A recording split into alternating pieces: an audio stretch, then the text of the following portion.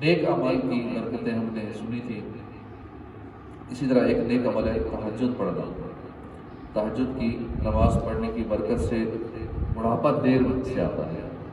زیادہ دیر جو جوان رہنا چاہتا ہے اسے چاہیے تہجد کی پابندی کرے. تہجد کی برکت سے بڑھاپا دیر سے آتا ہے اور چہرہ نورانی ہو جاتا ہے. اور باقی آخرت میں جو فائدے ہیں وہ تو ہیں ہی، یہ دنیا کا فائدہ ہے کیونکہ نیک اعمال کرنے کے دنیاوی فائدے بھی بہت سارے ہیں. اسی طرح جو بندہ ہمیشہ سچ بولتا ہے، سچ بولنے کی برکت سے جسمانی صحت بھی ملتی ہے، دماغی صحت بھی ملتی ہے. ایک رپورٹ میں کہا گیا کہ جھوٹ بولنا انسان کی صحت کو متاثر کرتا ہے اور بے خوابی اور السر کا سبب بنتا ہے. جھوٹ بولنے سے بندہ عارضی طور پر اگلے کو مطمئن کر دیتا ہے، اگلے کو یوں سمجھ ٹرخا دیتا ہے جھوٹ بول کے، لیکن اپنے ساتھ دھوکہ کر رہا ہوتا ہے، اپنی نیند اڑا دیتا ہے اور ایک تو اسے السر ہو جاتا ہے اور اس کے علاوہ اس کی دماغی صحت خراب ہو جاتی ہے، اس کی جسمانی صحت خراب ہو جاتی ہے جھوٹ بولنے والے بندے کی. اور اسے ہر وقت بے سکون نہیں رہتا، اسے پتا میں دھوکہ دے رہا ہوں، میں نے اگلے کو ٹرخا دیا ہے، اگلے کو چونا لگایا، اگلے کو گولی دے دی، لیکن اصل میں حقیقت میں وہ اپنے آپ کے ساتھ اپنے ساتھ فراڈ کر رہا ہوتا ہے، اپنے ساتھ دھوکہ کر رہا ہے.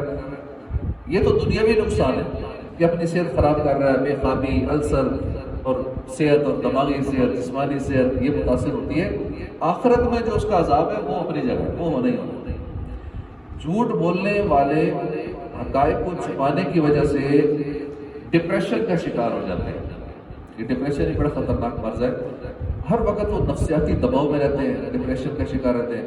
لہٰذا سچ بول کر ان تمام آفات سے بچا جا سکتا ہے. سچ بولنے والا بندہ دلیر رہتا ہے، جھوٹ بولنے والا بزدل ہو جاتا ہے، پتہ ہے میں جھوٹا ہوں، ہر معاملے میں جھوٹ بول رہا ہوں. اسی طرح امامہ شریف پہننا بہت نیک کام ہے، درد سر کے لیے بہت مفید ہے. امامہ شریف کے جہاں ثواب ہے، نیکیاں ہیں، نماز کا ثواب زیادہ ہو جاتا ہے امامے کے ساتھ. دنیاوی فوائد یہ ہے کہ درد سر اس سے ختم ہوتا ہے، دماغ کو تقویت ملتی ہے، حافظہ مضبوط ہوتا ہے، دائمی نزلہ نہیں ہوتا، اگر ہوتا بھی ہے تو اس کے اثرات کم ہوتے ہیں. امامہ شریف کا شملہ حرام مغز کو موسمی اثرات مثلا سردی گرمی وغیرہ سے تحفظ فراہم کرتا ہے اور سرسام یعنی دماغ کے ورم کے مرض کے خطرات میں کمی لاتا ہے.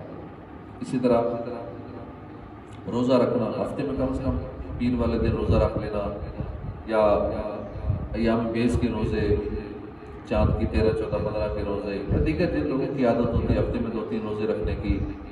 تو روزہ رکھنا معدے کی تکالیف اور بیماریوں میں مفید ہے کہ روزہ رکھنے سے نظام ہضم بہتر ہوتا ہے، sugar level, cholesterol, blood pressure میں اعتدال رہتا ہے. مزید یہ کہ دل کا دورہ پڑنے کا خطرہ نہیں رہتا کیونکہ روزے کے دوران خون کی مقدار میں کمی ہو جاتی ہے اور دل کو انتہائی فائدہ مند آرام پہنچتا ہے.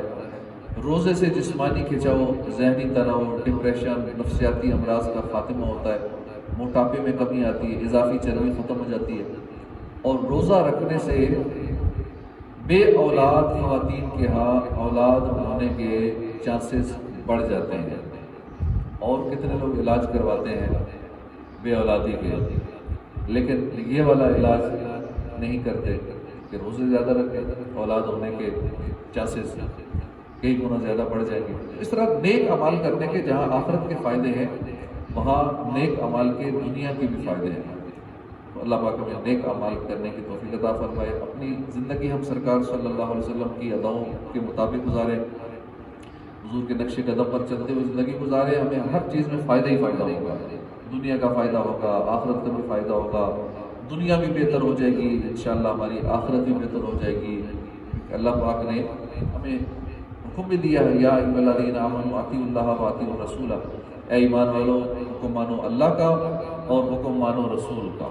اللہ رسول کے حکم کے مطابق اگر زندگی گزرے گی تو انشاءاللہ ہمیں دنیا اور آخرت کا فائدہ ہوگا. اور اس آیت کے اندر جو رسول اللہ کی اطاعت کا حکم دیا گیا، کیونکہ رسول کی اطاعت اللہ پاک ہی کی اطاعت ہے. حضور نے فرمایا جس نے میری اطاعت کی اس نے اللہ کی اطاعت کی، جس نے میری نافرمانی کی اس نے اللہ کی نافرمانی کی. اللہ اور اس کے رسول نے جن باتوں کو کرنے کا حکم دیا ان پر عمل کرنا، جن سے منع فرمایا ان کو نہ کرنا اللہ اور رسول کی اطاعت کہلاتا ہے۔ ہر مسلمان پر اللہ اور اس کے رسول کی اطاعت لازم ہے، یعنی اللہ پاک اور اس کے رسول صلی اللہ علیہ وسلم نے جن باتوں کو کرنے کا حکم دیا ان پر عمل کرے، جن سے منع فرمایا ان سے بچے۔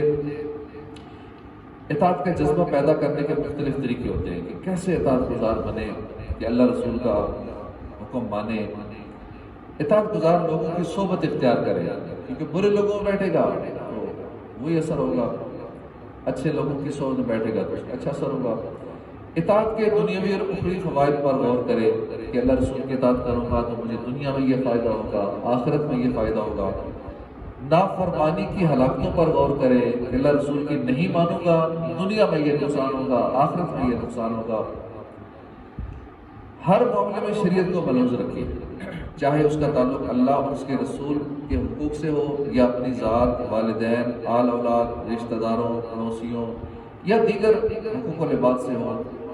ہر معاملے میں ہمارے پیش نظر یہ ہو کہ اللہ اور اس کا رسول راضی ہو جائیں، دنیا والوں کو راضی کرنے کی اس میں کوشش نہ ہو، صرف اللہ اور اس کا محبوب راضی ہو جائے، باقی سارے معاملات بعد کے۔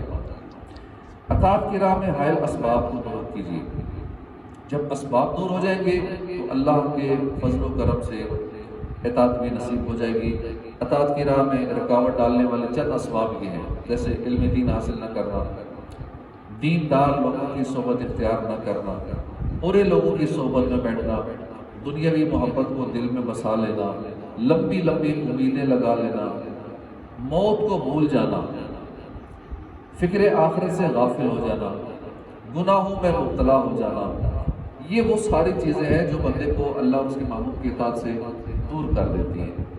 تو ان چیزوں سے بچیں، اچھی صحبت اختیار کریں، دنیاوی محبت کو دل سے نکال دینا چاہیے، لمبی لمبی امیدیں نہیں رکھنی چاہیے، بس یہی سمجھیں کہ آج کا دن ہماری زندگی کا آخری دن ہے اور ہر نماز کو اپنی زندگی کی آخری نماز سمجھ کے پڑھے تو انشاءاللہ اللہ رسول کی اطاعت کا جذبہ پیدا ہوگا۔ پھر اپنے اندر توکل پیدا کیجیے، توکل سے بھی زندگی پرسکون ہو جاتی ہے۔ جب ہمارا توکل کمزور ہوتا ہے، اللہ پاک قرآن مجید میں فرماتا ہے وَمَن يَتَوَكَّلْ عَلَى اللَّهِ فَهُوَ حَسْبُهُ، جو اللہ پر بھروسہ کر لے پھر اللہ اسے کافی ہے، اور جس کے لیے اللہ کافی ہے اس کو کیا مسئلہ ہے، اس کو کسی اور کی حاجت ہی نہیں ہے کہ وہ کسی اور سے تعلقات بنا کے رکھیں گے، نہیں کسی ایم این اے سے، کسی ایم پی اے سے، فلاں سے تعلق بنانا، اسی کے لگے رہتے ہیں لوگ، ان کے ٹی سی کر کر کے اپنی زندگی گزار دیتے ہیں۔ تو اللہ پر بھروسہ کیجیے، وہ کافی ہو جاتا ہے۔ اللہ پاک پر توکل کرنا یہ بہت بڑا کام ہے، لہذا بندے کو چاہیے کہ وہ اسباب اختیار کرنے کے بعد اللہ کریم پر توکل کرے، اسی پر بھروسہ رکھے، اپنے معاملات کو اللہ کے سپرد کر دے۔ جو اللہ پاک پر توکل کرتا ہے تو اللہ پاک اس کے تمام کاموں میں، چاہے وہ دنیا کے کام ہوں یا آخرت کے کام ہوں، اللہ اس سے کافی ہو جاتا ہے۔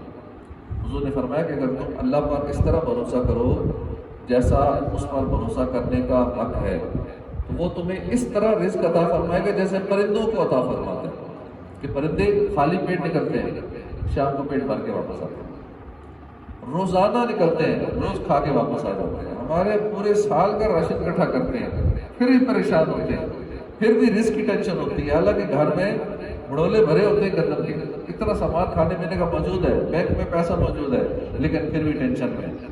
پرندے کے پاس ایک دن کا بھی نہیں، صبح جاتا ہے شام کو کھا کے واپس، اگلے دن اسے پتہ ہے کہ اللہ نے کل پھر دے دینا ہے۔ ہمارے پاس ایک دن کا کیا سال کا جمع، پھر بھی ٹینشن ہی رہتی ہے۔ توکل کی تعریف یوں ہے کہ اسباب اور تدابیر کو اختیار کرتے ہوئے فقط اللہ پاک پر اعتماد اور بھروسہ کیا جائے اور تمام کاموں کو اس کے سپرد کر دیا جائے۔ اللہ پر توکل کرنا فرض عین ہے۔ واضح ہے کہ اسباب اور تدابیر کو ترک کر کے کوشش نشینی اختیار کر لینے اور کسب ترک کر دینے کی شرعاً اجازت نہیں ہے۔ اعلیٰ حضرت فرماتے ہیں توکل ترک اسباب کا نام نہیں بلکہ اعتماد علی الاسباب کا ترک یہ توکل ہے، یعنی اسباب کو چھوڑ دینا توکل نہیں ہے بلکہ اسباب پر اعتماد نہ کرنے کا نام توکل ہے۔ توکل کی معلومات حاصل کیجیے، اس کے لیے مکاشفۃ القلوب بہت پیاری کتاب ہے، احیاء العلوم بہت اچھی کتاب ہے، اس کا مطالعہ کریں۔